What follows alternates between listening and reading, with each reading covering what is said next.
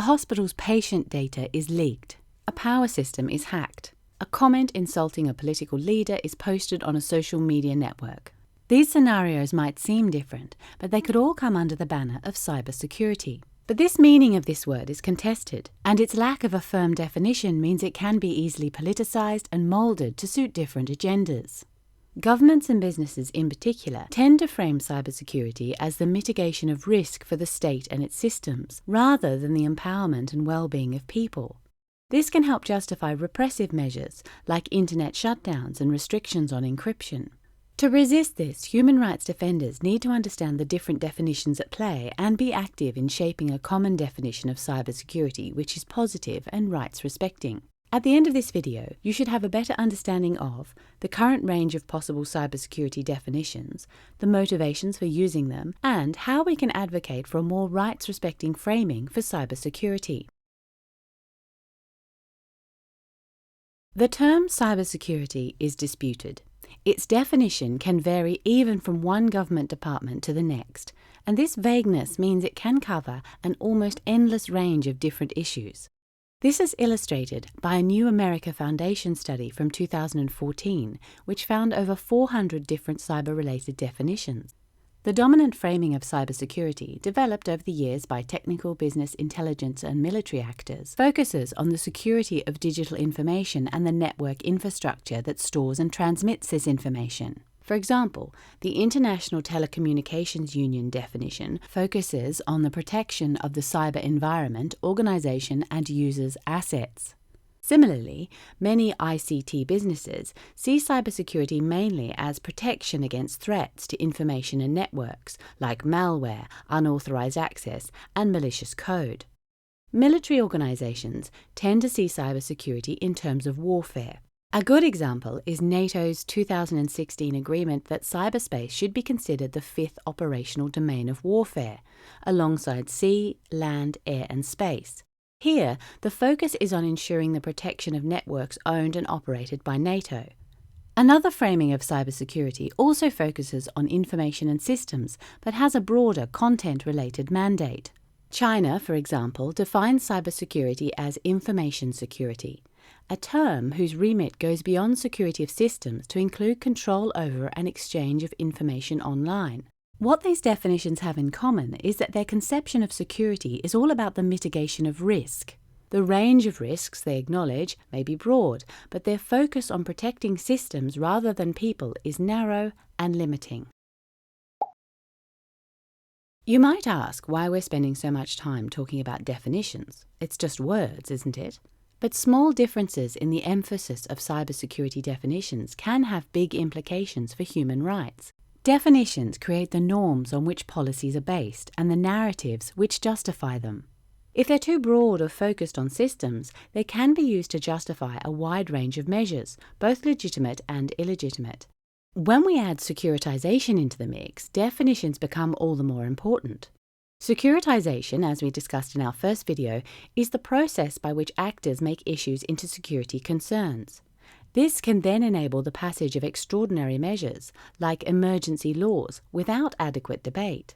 Securitized narratives around cyberspace often present it as a battlefield or a den of criminals. In the absence of an internationally codified definition, this can be used to justify curbs on our fundamental rights.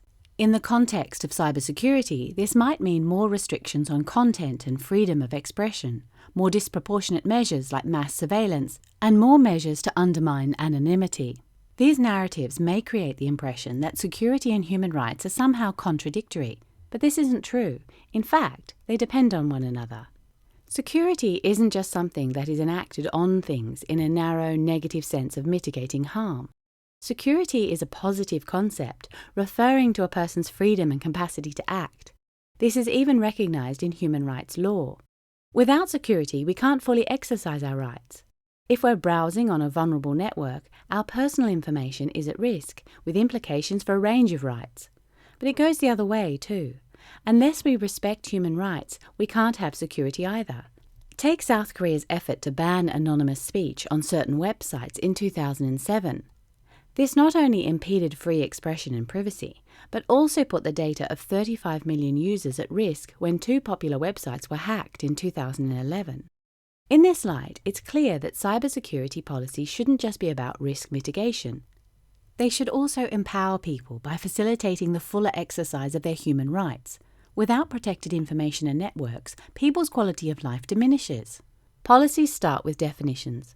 Human rights defenders therefore need to be active in shaping the norms and narratives which would underpin a rights-respecting, positive definition of cybersecurity. Perhaps unsurprisingly, security actors play a big part in defining cybersecurity, from law enforcement bodies and intelligence agencies to military entities and computer emergency response teams. The forums they meet in can seem uninviting, but there is an increasing awareness of the benefit of multi-stakeholder exchange. Technical bodies, the Internet Engineering Task Force, the Internet Corporation for Assigned Names and Numbers, and the International Telecommunications Union are also active in developing their own definitions of cybersecurity. And many countries and regional organizations are now adopting cybersecurity strategies. Here, human rights defenders can usefully contribute by outlining best practices and rights-respecting models.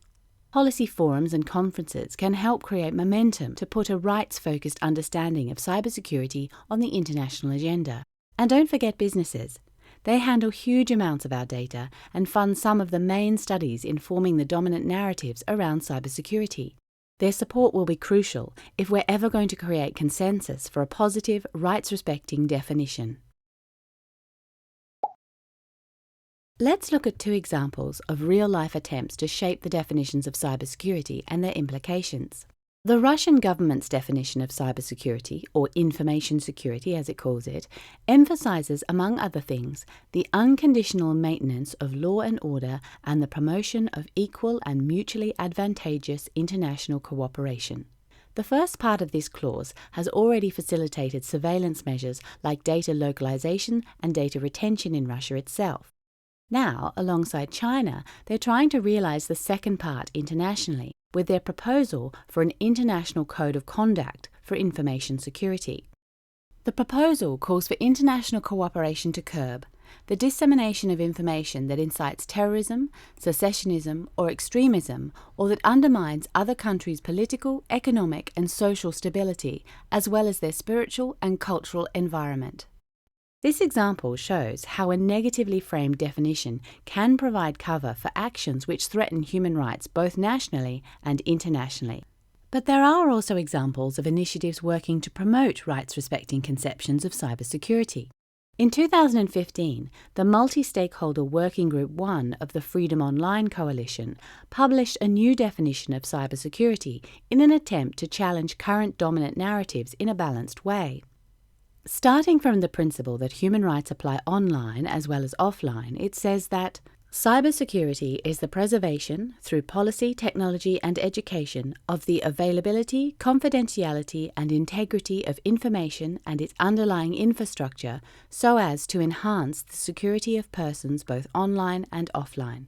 Note the focus on people rather than systems, and how it bridges policy, technical, and human rights perspectives. This creates the basis for a shift towards a more positive framing of cybersecurity, centered on individual rights rather than threats to systems. Because cybersecurity is such a young policy area, there's still a chance for human rights defenders to shape how it's framed. To do this, they need to engage wherever it's being discussed. By coming prepared, understanding different motivations, and being able to convince stakeholders with well-evidenced arguments, it's possible to counter the dominant framings which pit human rights against security. And by championing a rights-respecting definition in the right places, human rights defenders can help ensure any measures taken in the name of cybersecurity which restrict human rights face proper scrutiny.